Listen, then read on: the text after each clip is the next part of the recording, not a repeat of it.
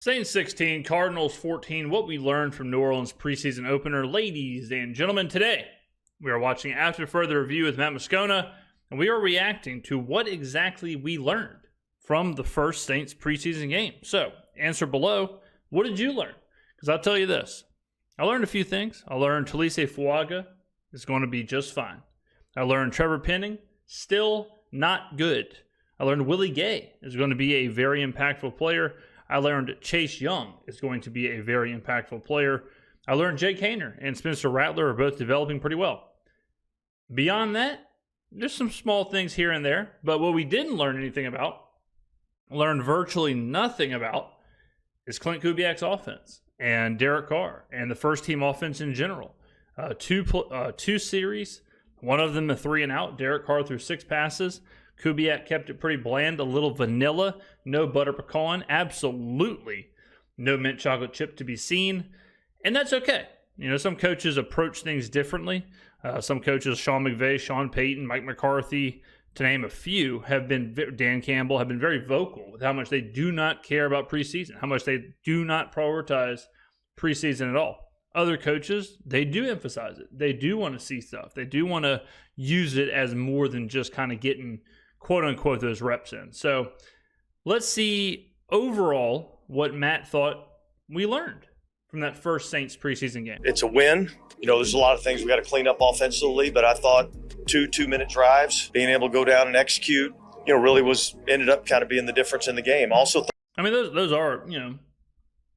those are situations where you hope to have them, right? You hope to have a 2-minute drive. You hope to have those kind of drills, right, to where you're up tempo, you're in a very specific situation, and you're practicing that very specific situation.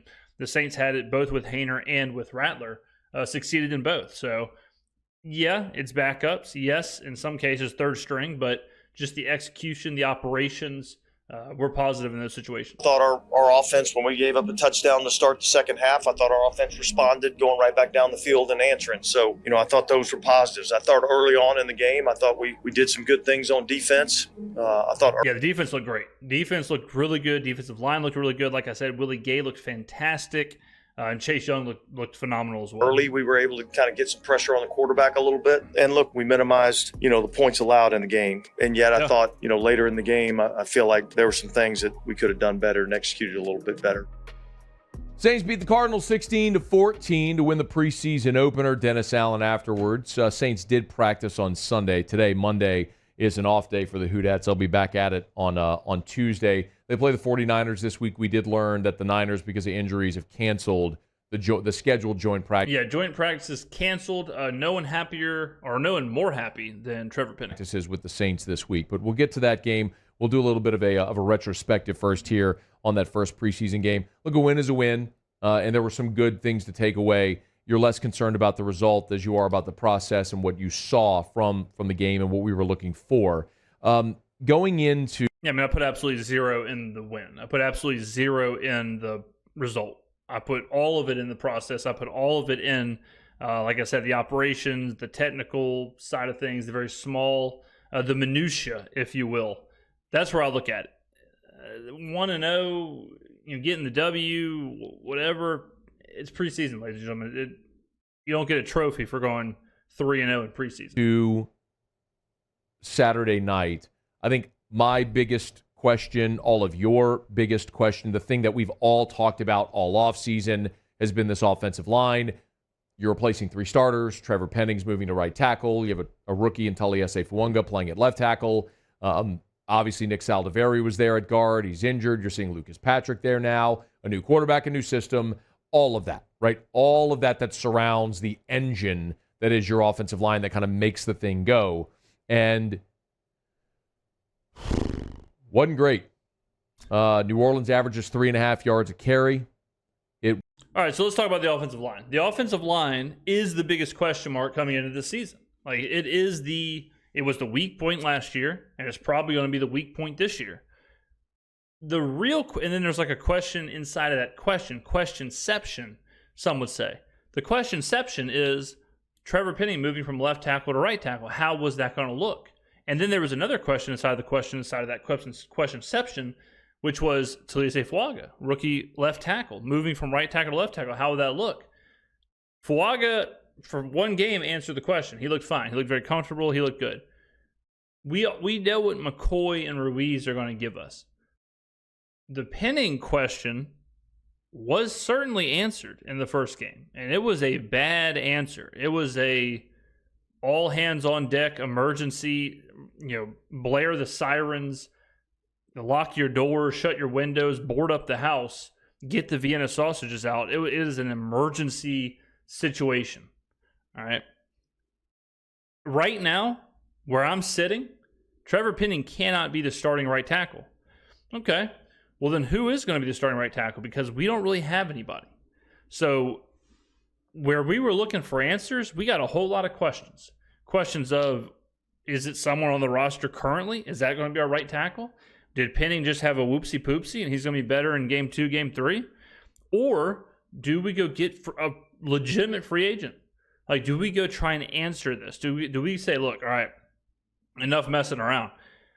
All that Justin Simmons money or all that whatever the plan was for him, we got to go find somebody. Like, we have to go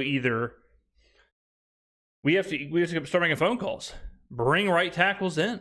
I mean, that is a legit thing I think the front office is dealing with right now, is what exactly is the plan? Because there is nobody that is coming out of that game saying, yeah, the plan is still Trevor Penning, right? So it's one of those, like, as a whole, I thought the starting offensive line was okay, but I thought Penning was an absolute disaster, an absolute F, which was obviously dragging down the entirety of the offensive line. Now, you could also say, well, James, the offensive line did Spencer Rattler no favors. Spencer Rattler was getting flushed out of the pocket. Yeah, well, it's third string, fourth string, undrafted practice squad lineman on practice squad defense. Who even knows who's going to be on the roster, right? So I'm really focused on the 5 guys. Hey, personally, I think a bit of an overrated burger. Not gonna lie. I'm not gonna lie to anybody here. Okay, I think it's a little bit greasy at times. Maybe it's just the ones I've got. Not a huge fan. No hate. Just my opinion on 5 guys. But I'm focused on those 5 guys. That's going to be our offensive line, or a couple of rotational players. But I'm not too concerned about what the offensive line looked like with Rattler. But the offensive line was the big question coming in, and that's my take on that. Was tough sledding much of the day offensively. And then when you look at Arizona defensively, what they were able to do, they came away with a sack, a couple of TFLs, and 5 quarterback hits to go along with 6 passes defensed. It was a rough go offensively and rough for that line. On top of that, when you look at the team stats, you had a handful of your offensive linemen that were penalized in the game as well. Not worried about penalties at all, by the way. I mean, you don't want to see them, but it's preseason. That'll get cleaned up, especially when you have a new offense, a new system, all that, new cadences. People are playing next to each other for the first time in some cases. They're getting rotated in. They're getting rotated out. There's no game plan. You got to remember, they don't game plan for these games. There's no walkthrough. There's no film study. They're not prepping for the Arizona Cardinals. They're just showing up, playing, and that's it. So, of course, there's going to be penalties. So I wouldn't focus too much on the penalty number unless it is something like a hold. Unless it is something like, pass interference. But false starts, offsides, delay of games, things like that, that's very expected in the preseason. Well, Trevor Penning was called. Oli Udoh was called for a penalty. It was about what you might expect from a first preseason game with a lot of new players playing together for the first time. And all the Saints had 9 penalties. And I was asked over the weekend, hey, are you concerned about all the penalties? And flatly, the answer is no. I'm not concerned about the penalties one iota, because this is always the gauge that I use. So in 2014, this is a pull, but in 2014, the Saints played the Tennessee Titans in a preseason game where the Saints were penalized 22 times. Do y'all remember this? The Saints were penalized 22 times in a preseason game against the Titans back in 2014. That New Orleans Saints team had the second fewest penalties in the NFL that season. I think they were penalized like 78 times the entire season. So, no, I'm not worried about the penalties in preseason game number 1. I understand what he's saying directionally. He's right, but man, you talk about two things that are not correlated at all. But I mean, yeah, you could point to a lot of stuff where the what he's trying to say is that preseason is not indicative of what will happen in the regular season. 100%. You know, I always point to Jamar Chase. Jamar Chase in training camp and preseason, his rookie year, the Bengals fans, we pulled up articles on a couple weeks ago. Bengals fans, Bengals beat writers, the NFL media were saying Jamar Chase can't catch. He has the drops. He has the yips. He can't catch. He's going to be a bust. Blah blah blah blah blah. A couple months later, he's almost winning Rookie of the Year. You know, we've seen what he's done in his career. So it just takes time. It takes time sometimes for people to get used to everything. You know, just the flow of the game, the reps, the communication, whatnot. If you think about if you play golf going on a driving range, when you're on a driving range, you are attacking the driving range very different than you are attacking the course. You are working on specific things. In some cases, I think it's Bryson DeChambeau. Bryson DeChambeau said that he purposely hits bad shots on the driving range just so he can feel the mistake. Like he purposefully hooks a shot, he'll slice one, he'll hit one fat, he'll hit one thin, just so he feels that mistake on his club before he gets out on the course. Well, if you're watching Bryson DeChambeau on the driving range and you see him duck hook a ball, and then you see him slice one, and then you see him hit one fat, then you see him hit one thin, it's like, man, this guy's the worst golfer of all time. And then he goes out there and wins a tournament, right? So you cannot look at practice, which is what preseason is. You can't look at that as this is what is going to happen in the regular season, okay? And I know it's difficult because you're watching the game, you're watching your team, you want to see flash, and you want to see pomp, and you want to see circumstance, but again, that's just not what preseason is. From a lot of guys that aren't even going to make the team, a completely different level of intensity, games called differently from the officials. So no, I'm not worried about the penalties. That part too, you got to remember too, is preseason for the officials as well. So the officials may be calling things they don't usually call. They may be getting, they're kind of practicing as well. They're getting their reps in as well. I'm not saying this happened, but you may have a referee who has never ever had the mic on, so he may call more penalties just to get more practice of announcing the penalty and getting through his motion of like announcing the penalty, the yard, all that stuff. And it sounds crazy, but that actually happens. In total, I would like to see guys that you're going to count on play better, like Trevor Penning, which it was a rough go. Yeah, he whiffed on a screen block. He got bull rushed right into the quarterback. He did have a penalty. Not a great outing for Trevor Penning. Horrible. Now, the opposite, I would say, for Spencer Rattler. We were looking at the backup quarterbacks. That was maybe the second biggest thing, as we know Derek Carr is the guy, but as I think both as your number two this year and long-term, how does that battle play out? Jake Haener did have the deep completion to A.T. Perry. Perry had a great game as well, which we'll get to. But Rattler was the story because Rattler led you on scoring drives. The opening drive of the second half, Spencer Rattler led you right down the field and got you on the board for a touchdown. And then with a minute and a half to play in the ball game, after the Cardinals scored to take the lead, Spencer Rattler got the ball and led you right down the field, chewed up all the clock, and then with 5 seconds left, Charlie Smith hits the game-winning field goal. So I like that from Spencer Rattler. I'm not going to tell you that I'm drawing wide-ranging conclusions on the quarterback position based on a preseason game. I'm not drawing wide-ranging conclusions on anything. Yeah, I think that's a good point, too, where you shouldn't draw these like big-time conclusions on the game. But you should take what you saw and just kind of put it in the back of your head. Like, okay, I saw Spencer Rattler's arm talent. I saw the physical tools. I saw that he was comfortable. He was moving around the pocket. He was athletic. Okay, I'm going to put that in my head. That doesn't mean he's the savior. That doesn't mean he's the franchise quarterback. That doesn't mean he should start. It means he had a good game. And it means he showed me some promise. Good. So did Jake Haener. All right? Carr had 6 passes, 2 for 6, virtually doing nothing. What can you draw from that? Nothing. Like, you can just put an N/A next to Derek Carr. Cannot draw any conclusion.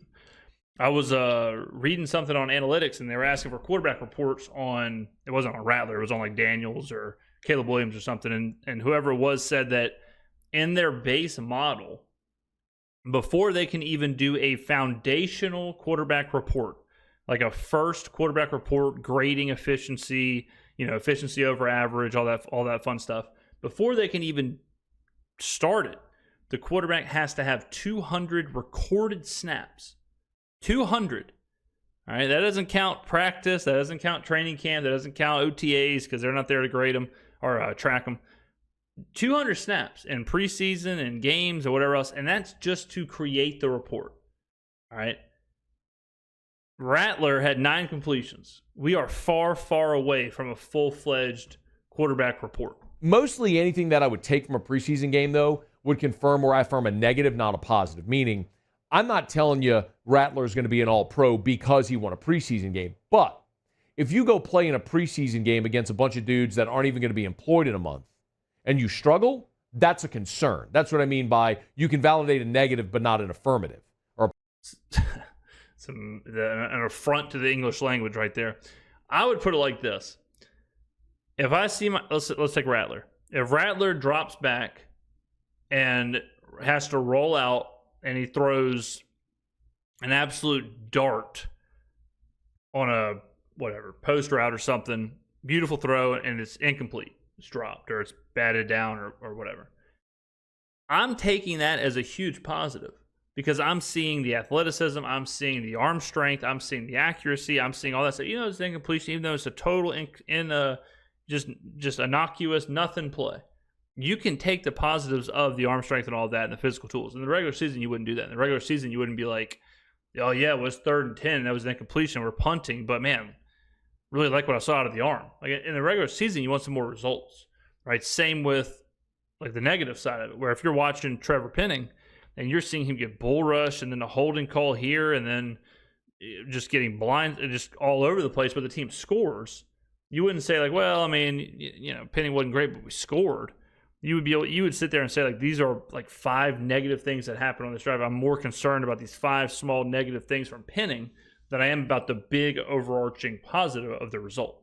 Positive here in this situation in a preseason. Dennis Allen, after the game, was asked about Spencer Rattler's debut, where led the game-winning drive. I thought he executed with poise. I thought he made some plays. I thought he was able to create a little bit with his feet when things didn't go exactly how you wanted it to. So I thought he did a good job. I thought Haener did well. I thought he came in and executed his job. So, sure. I was pleased with what we were able to get accomplished there with those 2 players. Now we're going to go back and we're going to look at the tape and we're going to make the corrections that we need to make. There's some things that we have to be better at. But I thought overall, for a first preseason game, and this being Spencer's first shot out, I thought I was pleased with what I saw. Michael Vick at BetUS.com. Catch an incredible 125% sign-up bonus on your first. This is an ad inside of an ad. I went to skip the ad. This is in the video. Inside of the video, they have added. I mean, this is out of the box thinking. You can't skip an ad that's part of the video. Michael Vick has just taken over. I mean, they slipped this in. That was crazy. They slipped that in like it was absolutely nothing. Wow. I mean, damn. We went from Dennis Allen talking about Jake Haener to all of a sudden Michael Vick is trying to give me a $450 deposit match bonus to BetUS. Wow. Really something else right there. I've not seen an ad inside with of the new video. text-to-image feature in Photoshop. I can make this promo starting from... And now we get an ad that we can actually skip. Let's click generate image. YouTube Taliese Fuaga, Kool-Aid. That was crazy as hell. That was absolutely insane. Of course, we were looking at Taliese Fuaga, Kool-Aid McKinstry, the high draft picks for the Saints this year. Fuaga played a good bit in the first half. Kool-Aid started but didn't play a ton. I think Fuaga played about like 25 snaps, something like that. Taliese Fuaga was fine. I didn't notice anything glaring. I don't know. He was good. He was more than fine. I think he was, for a left tackle, moving positions, rookie, all that stuff on a bad offensive line, whatever. I thought he was, I would give him an A. Even the batted ball on the defender that he was blocking, the defender sort of dropped off in coverage and elevated and blocked the pass. I think that's more on Derek Carr than it is on Taliese Fuaga. I could sit here and talk about Carr, but there's nothing to say. We all saw it. We know what he is. He is what he is. But Kool-Aid McKinstry, sometimes you could just look at a guy and say, okay, he's just at a different level. That was Kool-Aid McKinstry. We all saw it. Like, in a preseason game, whether you're going against starters or whatever, sometimes there's a guy on the field that just looks different, and that was Kool-Aid. And I'm always interested what coaches think after they watch the tape. Like, immediate. Yeah, you can always see that for sure. Like Willie Gay, I thought stood out. I think stood out. You can see certain players where you're like, okay, this guy's playing at a bit of a different level than everyone around him. Post game is one thing, but what Chase Young stood out. Chase Young, I thought, was one of those guys where, as you're watching every play with our defense on the field, you're looking at Chase Young, and man, this guy is disrupting everything. Like, this guy is a force on the edge. Happens after you get back, you watch the tape, you dive in, then what were your observations? Well, Dennis Allen met with reporters on Sunday after practice and talked about Kool-Aid.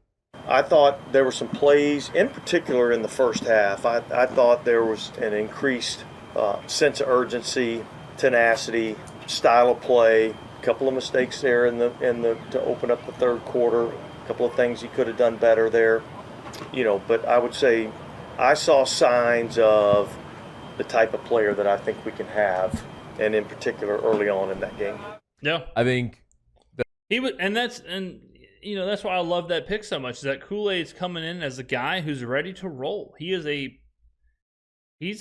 stud. He's a guy you can plug in there, and he can play on the defense at a high level. He could be he could be your best cornerback on the team.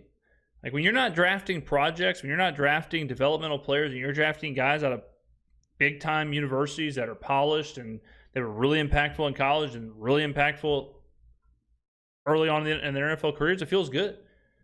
So that's why I'm glad we picked him. A great pick. Was it a need? No. Which is why I always say sometimes you got to just sit there and say, who's the best player on the board? And that situation was Kool-Aid McKinstry, and we are going to be very happy for years to come that we have him on the team. That's a very measured way of Dennis Allen, trying not to get too excited, but understanding that that's a draft pick that they hit on. They very clearly hit with Kool-Aid McKinstry. Now, he's got to stay healthy and all. Yeah, there's a lot of variables. The defense. He had a good game. Just like I'm saying, when you watch that and you can see the physical tools, you can see, like, okay, this guy's got it. Okay, well, there's a lot more to it. Now you got to stay healthy. Now you got to prep. Now you got to be disciplined. Now you got to be consistent. Like, there's so many layers. Like, just like the quarterback thing. You can see the arm talent. You can see all that stuff. Okay, but then are you turning the ball over? Then down the road, are you making mistakes? Then down the road, are you a smart game manager? Are you prepared? How disciplined? Like, there's a lot that. Are you a good locker room leader? Like, that's something that you won't know for a long time. So seeing the physical tools, checking that off the list and all that in preseason is good. But just like with all the Rattler stuff, there's so much more that goes into being a starting quarterback in the NFL. Asking Rattler to all of a sudden, or saying Rattler should be the starter, is putting way too much on his plate too quickly. You got to let these guys develop. Now, some guys, like Chase Young, they've already went through their developing process. It is not crazy to say Chase Young and Willie Gay will be the two best players on the defense, right? It is crazy to say Spencer Rattler should be the starting quarterback of the New Orleans Saints after watching him complete 9 passes. So, to remember, we do have to balance that. You have to analyze what's happening. You have to see what's happening. You have to kind of chart what's happening, but you have to do it understanding there's a little bit of wiggle room there. Continue to grow and develop all this stuff, but very clearly that you saw the flashes there of what made him a high second-round pick and a guy that I think is going to hopefully play a long time for the New Orleans Saints and be the next great corner in this organization. And then I'd be remiss if we didn't mention A.T. Perry. 4 targets. He was good too. A.T. Perry was good too. We talked about this a few weeks ago, or we have talked about it continually, but the Saints have a lot of positional battles. They're a unique team in that sense where there's a few players that are locked into their position. Like Alvin Kamara is the starting running back. Derek Carr is the starting quarterback. Eric McCoy, Cesar Ruiz, like Demario Davis, Marshawn Lattimore, Tyrann Mathieu. Pretty much everyone else is, Chris Olave is the one, but everyone else is fighting for a position. If A.T. Perry struggles and Cedric Wilson does good, he's probably the 3, right? So just like if Kool-Aid McKinstry plays really well, he can play himself into that second cornerback role. There's a lot happening. There's a lot of those moving pieces. Left guard, right tackle, need I say more, right? So A.T. Perry is in a positional battle. he's playing for his job in a sense, not as far as like could be cut, but playing for his role, playing for how important he will be on this offense. So he needs to have a good preseason, and he had a good game. I think A.T. Perry showed he can be a dynamic player. He's more than just a physical receiver. He can stretch the field. He can get the ball deep. So I thought he was good too. 4 catches, 85 yards. He did also have the deep catch. He drew a PI. Yes, yeah. A.T. Perry looked fantastic. As we continue to look at this team with Chris Olave, Rashid Shaheed, we talked about it a ton. Who is going to step up and be the next guy as part of this rotation? A.T. Perry took a big leap on Saturday in that game against Arizona to prove he wants to be that guy. Here was DA on A.T. Perry after the game. There were some good things. I mean, obviously, the one explosive pass there, at the end of the first half that, set us up in scoring position. I mean, that was a huge play in the game. Yeah. I'd probably have to go back and look at the whole thing. How did he block? How did he get aligned? How well was he getting open when the ball didn't go to him? Like, those are all the things. I was just about to say that. With receivers, it's easy to just see them when they have the ball, but there is a lot to it. Great receivers, very similar to basketball players, where if you want to really take that next step, watch them when they don't have the ball. Watch a basketball player when he does not have the ball. What's he doing? Watch a receiver when they do not catch a ball. What's their route look like? Are they blocking? Even when they do catch a ball, what's the route look like? Is it a good route, bad route? All of that goes into this. So make sure you're also checking on that. You don't just see 4 catches, 80-something yards. Look into all of it. You want to see exactly every bit of how he's playing while he's on the field. It's easy. And those are the kind of things that go into, like, when we show like the PFF grades and all that, that's how they factor that into those scores. Easy to look and see when he hits somebody on a double move in the 2-minute, that's a big play. And that's obviously, important. So I think I gotta look at it, but that certainly was a big play. Saints win preseason game number 1. Practice this week out in Irvine. They'll take on the Niners on Sunday night. They'll play a night game on Fox, a national game on Sunday, 7 o'clock p.m. Central Time. Can't week wait. 2 here of the preseason, and then they'll wrap up the preseason on the 25th at home against Tennessee.